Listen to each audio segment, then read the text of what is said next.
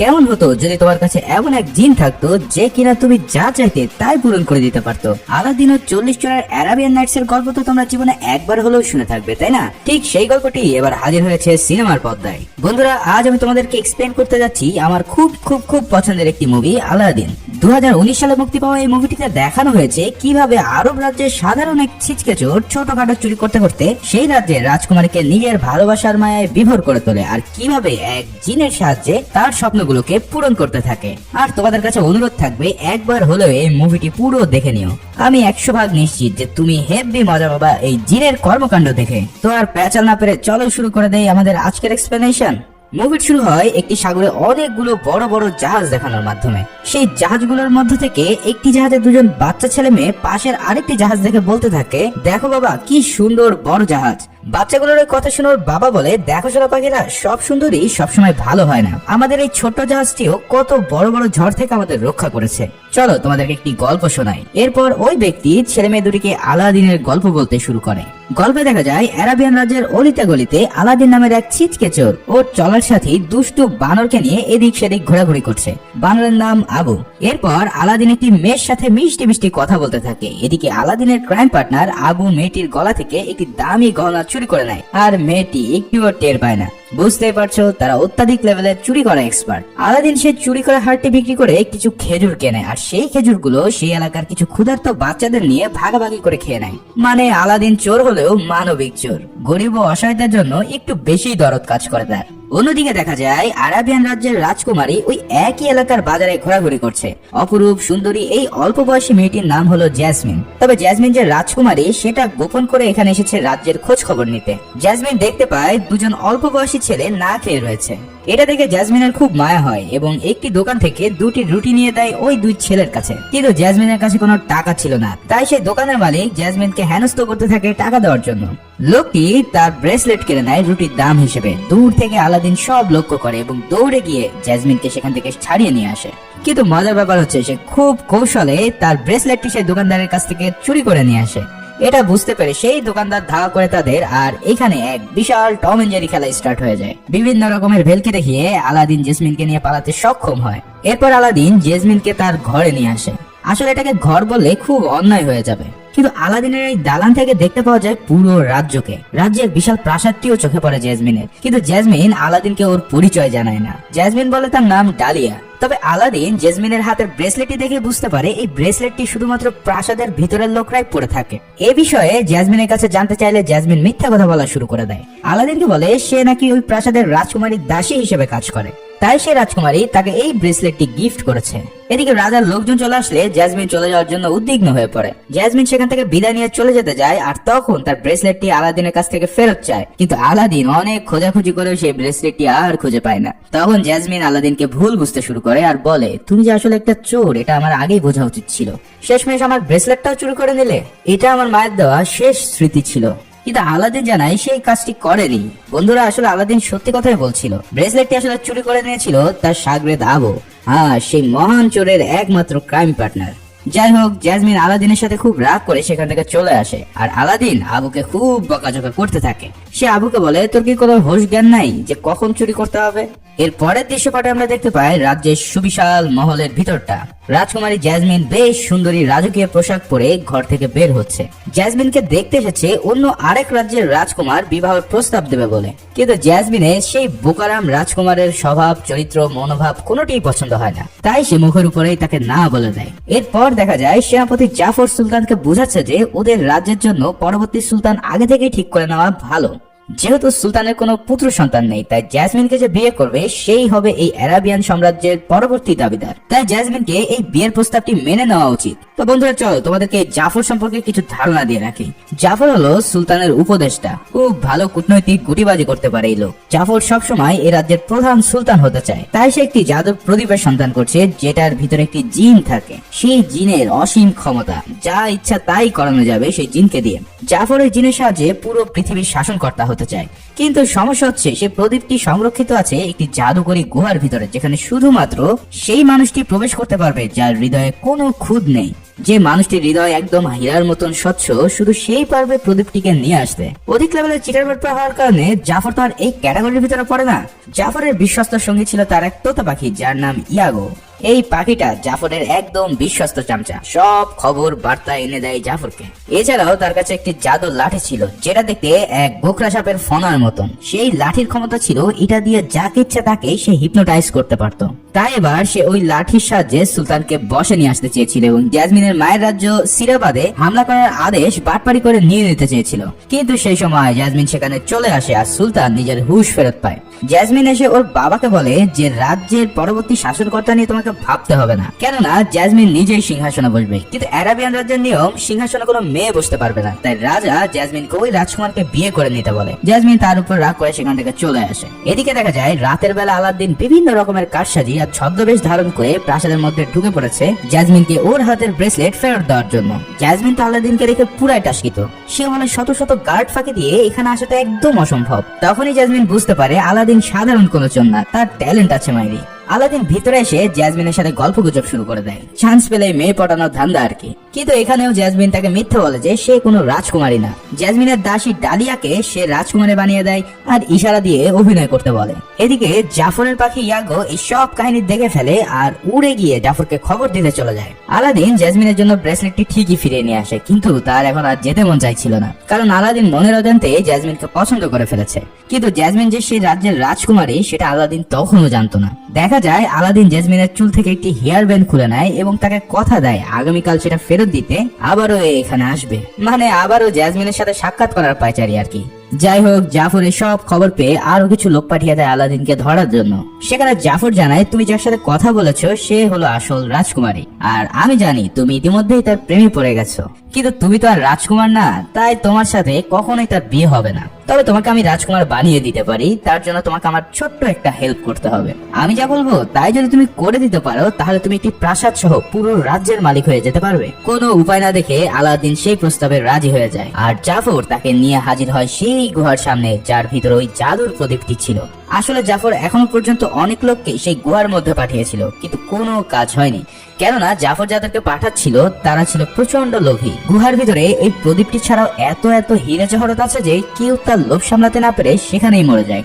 জাফর আলাদিনকে বলে এই গুহার মধ্যে একটি প্রদীপ আছে, সেটা তোমাকে নিয়ে আসতে হবে, কিন্তু সাবধান, সেখানে মাথা নষ্ট করার মতন অঢেল ধন সম্পত্তি, হীরা মুক্তা মণি রয়েছে, এই সব ভুলেও হাত দেওয়া যাবে না, শুধুমাত্র ওই প্রদীপটি নিয়ে আসলেই তোমার হবে। এরপর আলাদিন ওর বানর আবুকে নিয়ে সেই গুহার মধ্যে ঢুকে পড়ে।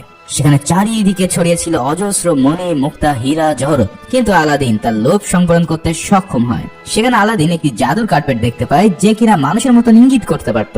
সেই কার্পেটটি একটি পাথরের নিচে চাপা পড়েছিল। আলাদিন সে পাথর তার উপর থেকে সরিয়ে নিতেই সেই কার্পেটটি সাই করে আকাশে উড়ে যায়, বোঝাই যাচ্ছে এটা উঠতে পারে। আলাদিন নানা বাধা বিপত্তি পেরিয়ে সে প্রদীপের কাছে পৌঁছায়, কিন্তু সে প্রদীপটি নেওয়ার সময় তার পায়ের সাথে ধাক্কা লেগে একটি লাল হীরের টুকরা নিচে পড়ে যায়। আলাদিনের ক্রাইম পার্টনার আবু এই লাল চকচকে হীরা দেখে আর ঠিক থাকতে পারে না, তাই লোভ করে যখনই সে হাত বসায় সঙ্গে সঙ্গে চারিদিকে লাভায় পরিপূর্ণ হয়ে যেতে থাকে। তবে আলাদিন প্রদীপটি সংগ্রহ করে নিতে সক্ষম হয়েছিল। একের পর এক পাথর ভাঙতে শুরু করে আর তখনই জাদুর কার্পেট এসে তাকে উদ্ধার করে নেয়।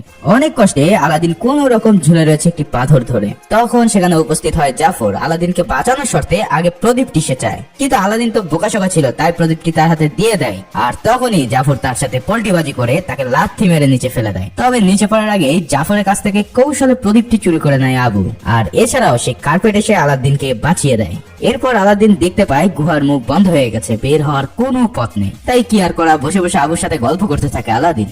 সেই সময় প্রদীপটির দিকে লক্ষ্য করতেই দেখতে পায় ও তো অনেক ধুলাবালি লেগে রয়েছে। আলাদিন ধুলাবালি পরিষ্কার করতে প্রদীপটিতে ঘষা দিতেই এক বিশাল দত্তকার জিন প্রদীপের থেকে বের হয়ে আসে। সেই জিনের নাম ছিল জিনি। জিনি আলাদিনকে জানায় সে 1000 বছর ধরে এই প্রদীপে বন্দী।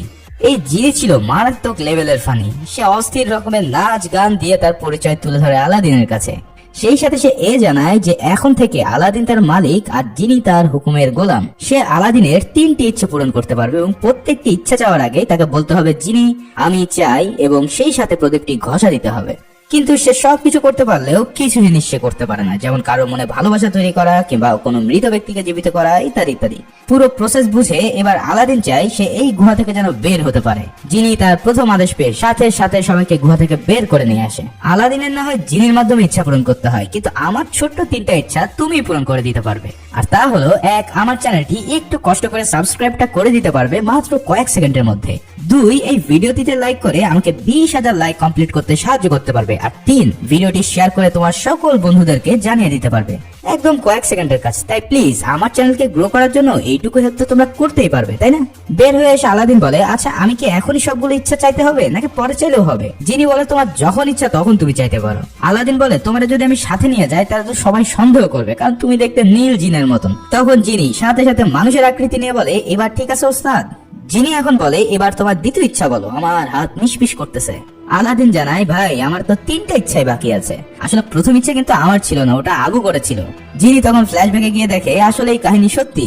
ইচ্ছা চাওয়ার সময় প্রদীপটি ঘষা দিয়েছিল আবু। আলাদিনের ট্রিকের কাছে জিনি কাঁধ হয়ে গেল। আলাদিন বুঝতে পারছিল না যে সে কি চাইবে, তাই সে জিনিকে জিজ্ঞেস করে, আচ্ছা তুমি কি চাইতে যদি এমন কোন প্রদীপ তুমি পেতে?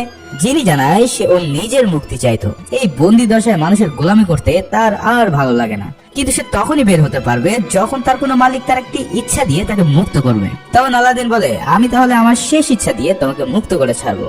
জিনি বলে, আচ্ছা তা কইরো, কিন্তু এখন অফিসিয়ালি তোমার প্রথম ইচ্ছার কথা বলো।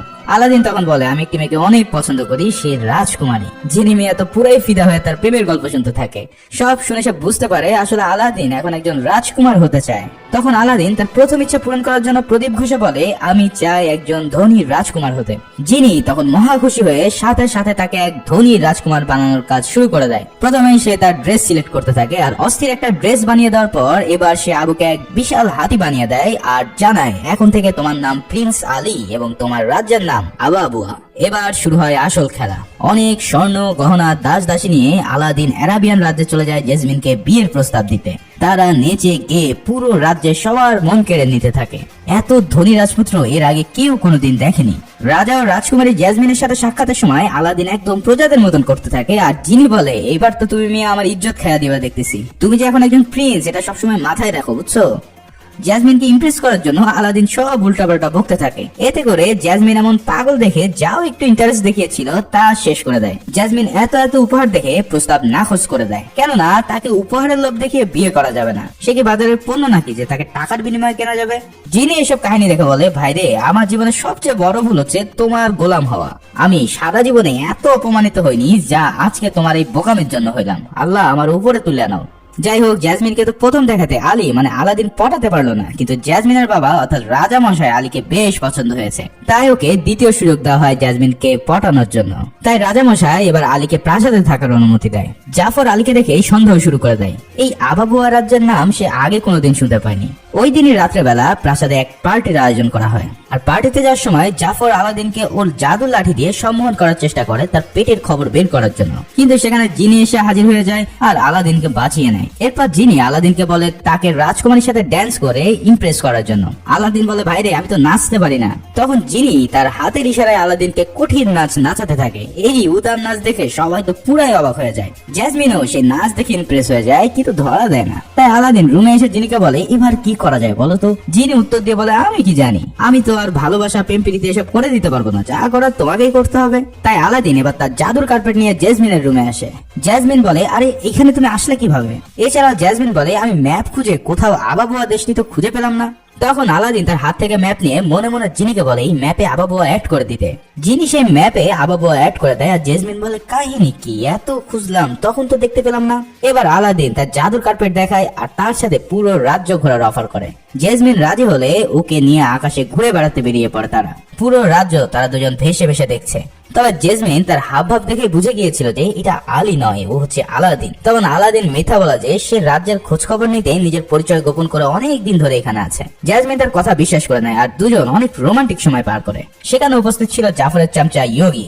সে সব কিছু জাফরকে বলে দিলে পরের দিন সকালে জাফর আলাদিনকে আটক করে। জাফর বুঝে যায় যে এই জাদুকরী কাজটি আলী নিঃসন্দেহে জিনের মাধ্যমে করেছে, মানে এই কার্পেটে করে ঘুরে বেড়ানো, বিশাল রাজ্যের রাজকুমার হওয়া ইত্যাদি ইত্যাদি। আলাদিনকে হাত পা বেঁধে জাফর পানিতে ফেলে দেয় এটা কনফার্ম করতে যে সে আসলেই আলাদিন কিনা এবং তার কাছে সেই জাদুর প্রদীপ আছে কিনা, কারণ যদি জিনি ওর কাছে থেকেই থাকে তাহলে কোনো না কোনো ভাবে আলাদিনকে বাঁচিয়ে নেবে। তো দেখা যায় আবু কার্পেটে চড়ে পানির উপর থেকে প্রদীপটি ফেলে দেয় আর আলাদিন অনেক কষ্ট করে সেই প্রদীপটিতে ঘষা দিতেই জিনি সেখানে বেরিয়ে আসে, কিন্তু ততক্ষণে আলাদিন বেহুশ হয়ে যায়, ফলে সে তার ইচ্ছা জানাতে পারে না। জিনি আলাদিনের অবস্থা দেখে কি করবে ঠিক বুঝে উঠতে পারছিল না। ইতিমধ্যে জিনি আলাদিনকে তার খুব ভালো বন্ধু বানিয়ে ফেলেছিল, তাই একটি এগ্রিমেন্ট পেপার বানিয়ে সেখানে আলাদিনের সাইন করিয়ে নেয় ওর দ্বিতীয় ইচ্ছা হিসেবে, আর ওর জীবন বাঁচিয়ে নেয় পানি থেকে তুলে। জিনি বলে, আমি দুঃখিত যে আমি প্রটোকল ভেঙে তোমার জীবন বাঁচিয়েছি, কিন্তু এতে করে তোমার একটি ইচ্ছা নষ্ট করতে হলো। আলাদিন বলে, তুমি যে আমার জীবন বাঁচাইছো এটাই অনেক। এরপর ওরা সবাই জাফরকে আটক করতে প্রাসাদে যায়। সেখানে আলাদিন জাফরের সব অপকর্ম ফাঁস করে দেয়, কিন্তু দেখা যায় জাফর ওর জাদুর লাঠির সাহায্যে সুলতানকে বশ করার চেষ্টা করছে। আলাদিন বিষয়টি টের পেয়ে ও লাঠিটি ভেঙে চুরমার করে দেয় এবং জাফরকে গ্রেফতার করে জেলে পাঠিয়ে দেয়। সুলতান খুশি হয়ে জেসমিনের বিয়ে আলাদিনের সাথে ঠিক করে দেয়। আলাদিন বেশ আনন্দিত হয়ে যায়, কারণ অবশেষে সে জেসমিনকে পাচ্ছে। যিনি আলাদিনকে উপদেশ দেয় যে সব সত্যি জেসমিনকে খুলে বলতে, যে সে কোনো রাজকুমার নয়, কারণ একদিন না একদিন সে সব সত্য সামনে আসবেই। কিন্তু আলাদিন জানায় ওকে এই মিথ্যা চালিয়ে যেতে হবে, না হলে জেসমিনকে তার হারাতে হবে। কিন্তু যিনি এই কথায় আলাদিনের উপর অনেক অভিমান করে, কারণ সে চাইছিল আলাদিন যেন সব সময় সৎ থাকে। তাই সে রাগ করে প্রদীপের ভিতরে চলে যায়। অন্যদিকে সেই চামচা পাখিটি জেলের চাবি চুরি করে জাফরকে ছাড়িয়ে নেয়। জাফর প্রথমেই ওর ভেষ বদলে কৌশলে আলাদিনের কাছ থেকে প্রদীপটি চুরি করে নেয়। এরপর দেখা যায় আলাদিন নিজের ভুল বুঝতে পেরেছে, ও জেসমিনকে সব সত্য কথা বলে তবেই বিয়ে করবে। তাই যিনিকে সরি বলতে প্রদীপটি বের করবে, ঠিক তখনই দেখতে পারে তার কাছে আর প্রদীপটি নেই। অন্যদিকে জাফর মশাই জাদুর প্রদীপ হাতে পেয়ে তাতে ঘষা দেয়, আর যিনি মনে করে নিশ্চয় আলাদিন তাকে ডাকছে, কিন্তু পরে দেখতে পাই যে এখন তার মনিব অন্য কেউ। তার তো আর কিচ্ছু করার নেই, কারণ যে তার প্রদীপ পাবে সেই হবে তার মালিক। তাই এবার প্রাসাদে ফিরে জাফর জিনির কাছে প্রথম ইচ্ছা চায় যে এই রাজ্যের সুলতান হওয়ার জন্য। যিনি বাধ্য হয়ে জাফরকে সুলতান বানিয়ে দেয়। তো জাফর নতুন সুলতান হয়ে জেসমিনের বাবাকে আর জেসমিনকে গ্রেফতার করে নিতে বলে। সেখানকার সেনাপতিরও কিছু করার নেই, কারণ সুলতানের আদেশ তাকে মান্য করতেই হবে, তাই তাদেরকে গ্রেফতার করা হয়। কিন্তু দেখা যায় জেসমিন সেনাপতিকে ইমোশনালি বোঝাতে সক্ষম হয় যে জাফর নয় বরং ওর বাবাই আসল সুলতান। তুমি তো সত্যটা জানোই, এখন সব তোমার উপর, হয় তুমি আইন মেনে অন্যায় করবে আর না হয় সত্যকে জয় করবে। সেনাপতিও তার ভুল বুঝতে পারে আর সাথে সাথে জাফরকে গ্রেফতার করার নির্দেশ দেয়। কিন্তু জাফর আবারও প্রদীপে ঘষা দিয়ে জিনিকে বের করে এবং ওর দ্বিতীয় ইচ্ছাটি চায়। জাফর বলে ওকে পৃথিবীর সবচেয়ে বড় জাদুকর বানিয়ে দিতে। যিনি বাধ্য হয়ে ওর ইচ্ছা পূরণ করে দেয়। ফলে জাফর এবার হয়ে ওঠে পৃথিবীর সবচেয়ে ভয়ঙ্কর জাদুকর। তার হাতে যে লাঠিটা থাকে তা দিয়ে সে যা ইচ্ছা তাই করতে পারত। জাফর জাদু সাহায্যে সেনাপতিকেই গায়েব করে দেয়। এদিকে আলাদিনও প্রাসাদে ঢুকে পড়ে এবং সব ঘটনা সে বুঝতে পারে যে জাফর ওর প্রদীপ চুরি করে এখন সবাইকে অত্যাচার করা শুরু করে দিয়েছে। আলাদিন লুকিয়ে প্রদীপটি নিতেই যাবে, ঠিক তখনই জাফর তাকে ধরে ফেলে আর ওর গোপন সত্য জেসমিনকে জানিয়ে দেয়। সে বলে যে আলাদিন কোনো রাজকুমার না, আসলে আলাদিন হচ্ছে সাধারণ এক রাস্তার ছিচকে চোর।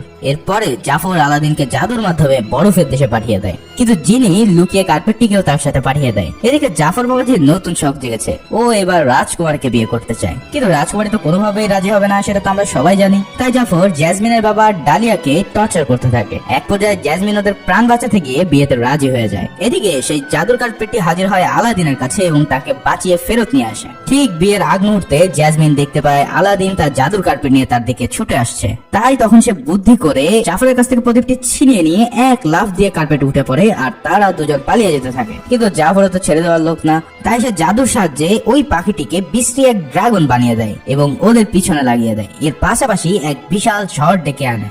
চারিদিক অন্ধকার হয়ে যায়। আলাদিন টিয়া পাখির সাথে আকাশে লড়াই করতে থাকে, কিন্তু এক পর্যায়ে দেখা যায় জাফরের জাদুর সাথে আলাদিন আর পেরে উঠছে না। জাফর ওদেরকে ধরে ফেলে আর বলে, আলাদিন তুমি হেরে গেছো। জাফর যা যা চেয়েছিল সবই পেয়েছে, ও সব থেকে বেশি ক্ষমতার অধিকারী পুরো মহাজগতে। কিন্তু আলাদিন চালাকি করে জাফরকে বলে যে না, তুমি মহাজগতের সবচেয়ে শক্তিশালী নও, কারণ এক নম্বরে সবসময় জিনি থাকবে, সেই তোমাকে সব পাওয়ার দিয়েছে। তাই তুমি জিনির চেয়ে বড় কেউ না, তুমি সেকেন্ড মোস্ট পাওয়ারফুল। এই কথা শোনার পর জাফরের ইগো আবারও হিট খায়। সে তখন জিনির চেয়েও মোস্ট পাওয়ারফুল হওয়ার জন্য তার শেষ ইচ্ছা পেশন করে। তাই সে জিনিকে আদেশ দেয় যাতে তাকে সবচেয়ে পাওয়ারফুল জিন বানিয়ে দেয়। এই চাওয়াটাই ছিল তার সবচেয়ে বড় ভুল। জিনিও বুঝতে পারে এটা আলাদিনের এক কঠিন চাল। তাই সে সাথে সাথে জাফরকে সবচেয়ে বড় শক্তিশালী জিনে পরিণত করে দেয়। আর সেই সাথে জাফরের দু হাতে সোনালী রঙের দুটো হাত করা এসে যায়। জাফর তো কিছুই বুঝে উঠতে পারছে না কাহিনী কি। তখন জিনি বলে জিনরা সবসময় মালিকের আদেশে কাজ করতে হয়, তারা নিজে থেকে বা নিজের জন্য কিছুই করতে পারে না যতক্ষণ না তার মালিক চায়। তাই তুমি এখন থেকে তাই করতে পারবে যা তোমার মালিক আদেশ করবে। এই বলে সেখানে একটি নতুন প্রদীপের উদয় হয় আর জাফরকে 1000 বছরের জন্য সেখানে ঢুকিয়ে দেয় জিনি।